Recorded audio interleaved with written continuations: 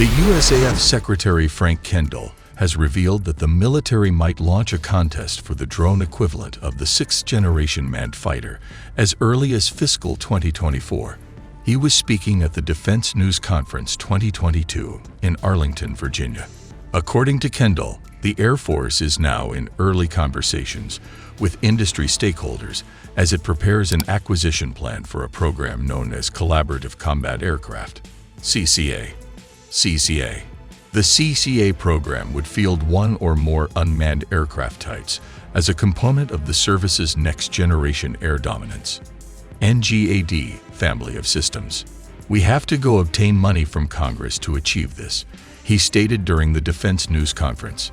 In FY23, the Air Force has funds to figure out exactly how we're going to achieve this and prepare for a competition.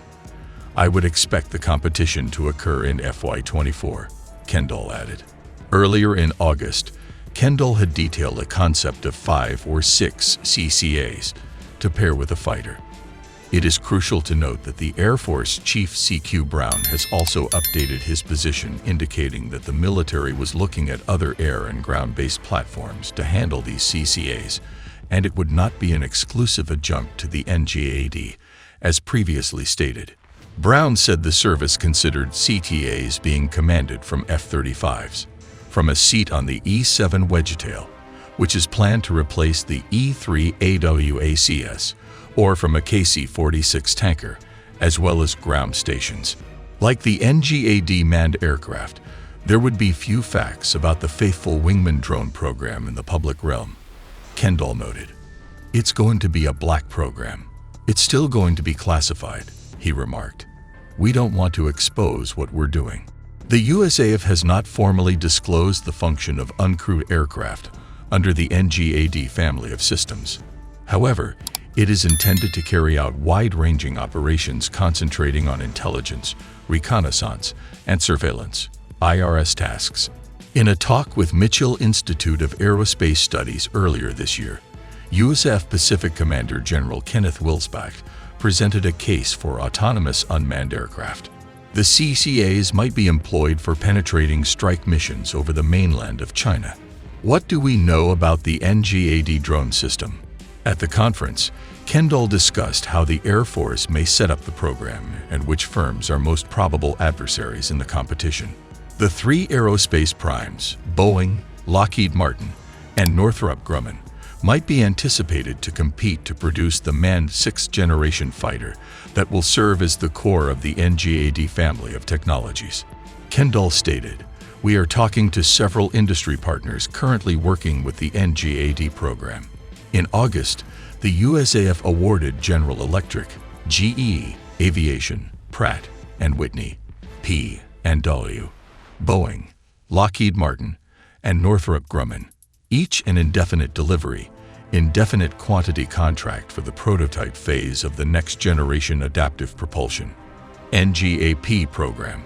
The idea is that these aircraft may be constructed to be less survivable and less competent, but yet contribute an awful lot to the combat in a mixture that the opponent has a very hard time sorting out and dealing with, Kendall said.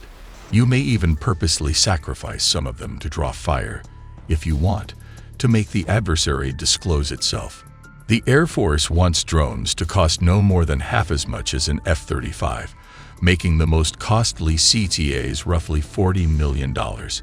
However, Kendall said he would want to spend a factor less than that, because some drones will be lost in conflict. It would be significantly simpler for the USAF to lose unmanned attritable aircraft than pricey, high-end fighter fighters. According to Kendall, the ultimate cost will depend on the mission equipment the service decides to add in the drones. Fielding CCAs with varied mission packages offers advantages, and choices include adding weapons, sensors, electronic warfare systems, or other impacts. "That's a method to keep the expense down," he remarked. "It amplifies the uncertainty that the opponent has to deal with because he doesn't know which is in any particular aircraft. He has to treat each of them seriously as a threat. And so whether they all carry weapons or a subset carries weapons, he will treat them all as if they do. He has no choice." The NGAD manned aircraft is estimated to cost hundreds of millions of dollars to the U.S. Air Force, surpassing the pricey fifth-generation F-35 aircraft. Therefore, the emphasis on low-cost, uncrewed aircraft that complement the pricey fighter jet is not misplaced.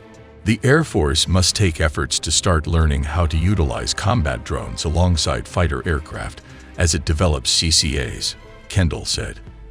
This involves learning how to maintain such drones, how to organize a unit's people, and how unmanned activities would be incorporated into war management. Kendall's vision involves over 5 drones flying alongside a combat aircraft and conducting roles such as strike, surveillance, and electronic warfare, or operating as decoys to draw fire, with little orders from a human pilot.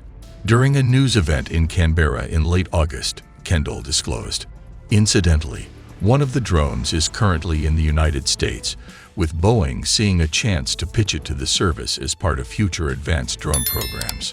Contracts to manufacture autonomous aircraft supporting the Skyborg program in 2020 had been given to Boeing, General Atomics, and Kratos. Boeing is no longer part of the Skyborg program, but would surely want to plug in the CCA program for the next-gen air domination program. "You'd be employing an integrated unit at subscale," Kendall said, adding, "Not a wing, maybe a squadron, maybe less, but you'd be integrating these drones with existing aircraft in a way that sort of proves some of the tactics, techniques, and procedures, as well as things like maintenance concepts and organizational structures. Overall, it is too soon to determine how the Air Force will carry out its CCA objectives, but its future manned-unmanned teaming vision is becoming increasingly obvious. It might become a reality by 2030 when the NGAD manned aircraft is slated to enter service.